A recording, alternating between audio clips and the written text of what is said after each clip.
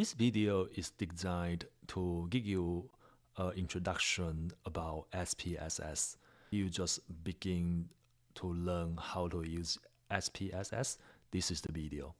When we open SPSS, you just open the software, it could be no data. So this is actually an open data set. And I'm going to put a link down below, and then you can download that data set to practice yourself. You open this data set, and then you're going to see a window called data view. So basically data view is that each column is a variable. So for instance, this column is gender, this column is age, and this column is marriage status and the number of children they have.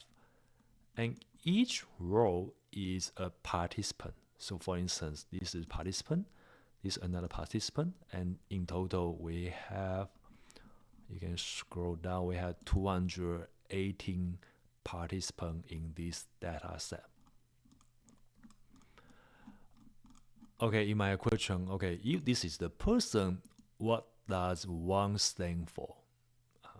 In order to know what these numbers mean, you can go to click the variable view, and then you can see that.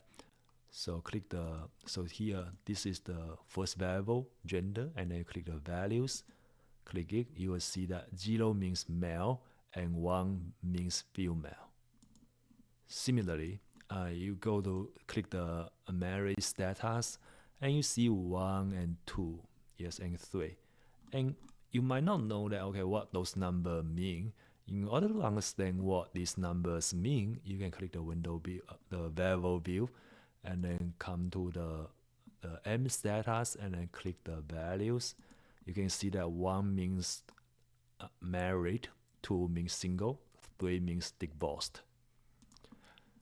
So now we have an idea about the data view and the variable view. So what can you do with SPSS? Here I'm going to use 3 examples to explain some basic functions to help you to get started. So as you can see that there are quite a few menu options on the top.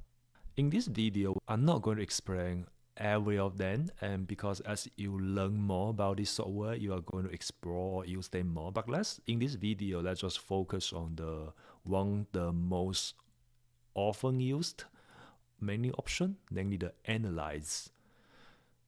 So the first task is that, for instance, you might have questions saying that, yes, that gender, yes, you might want to see that how many of them are male and how many of them are female. In order to do that, we can use this software to do some analyze. So you click analyze, click descriptive statistics, and then click the frequency. And actually, I already did that earlier. So to begin, you just click the gender and then click this arrow button. So it means that we are going to focus. We're going to focus on this variable, and so we're going to click OK. As you can see that we come here. So here it means the first is statistic, means that we have in total we have 218 participants in the data. Among of them, 36 of them are male and 182 are female. And this is the percentage, meaning that 16.5% of them are are male, and 83.5% of them are female. So this is the first analysis.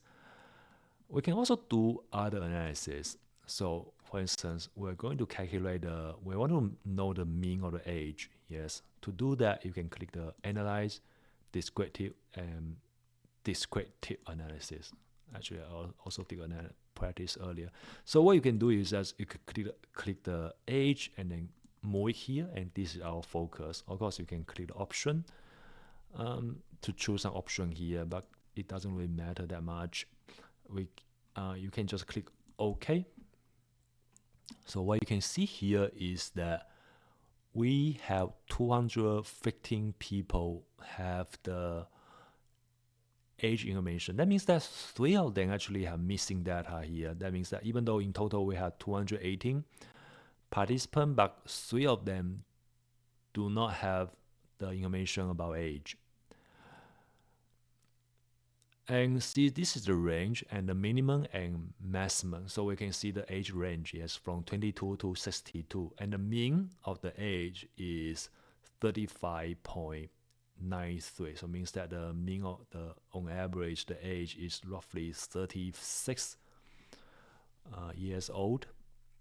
So this is descriptive analysis. We're doing some frequency analysis and the mean analysis. And we can also do some inferential statistic, namely that we are going to have some p-value. For instance, let's just as example, so we're not really test any theory, but rather we're just purely just using this data set to practice the data analysis. So again, we're not test any theory, just for the data analysis part. So to do that, we can see the relationship between these two, see whether there's any relationship. You might say that maybe people who are, you might hypothesize that maybe people who are younger or older who might be more satisfied with their job. So essentially we're going to do a correlation analysis. To do that, we can say click the analyze, and we're going to click the correlation and bivariate, meaning that we're going to do correlation. Actually, I did practice earlier, but let's move here. So what you can do is keep the age and satisfaction. Okay, you can move one by one as well, actually, but you can select both.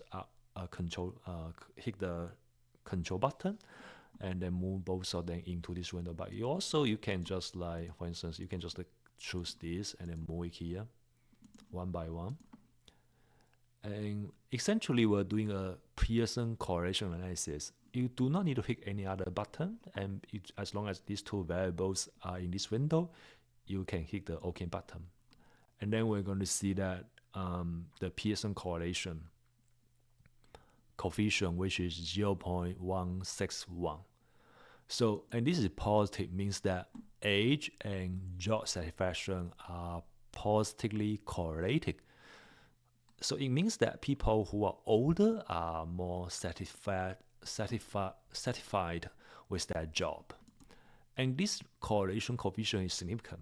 So you can see that this is the significant two-tail analysis test, and the p-value is 0.018. So which is smaller than 0.05. That means that these two variables, namely the age and satisfaction, are significantly correlated. Okay, so we basically I have shown you 3 analysis. One is on the gender, one is age, and another one analysis is the relation between age and satisfaction. So as you can see that when you do analysis, you do not need to use all the variables all at once. It's really based on your hypothesis or the information you want to gather from this data, and this software can help you to do those analysis. I think that's it. So this is just as introduction for SPSS to give you some idea about how to use SPSS. And you have any questions, feel free to comment down below, and I will do my best to answer your question. Okay, thank you for watching.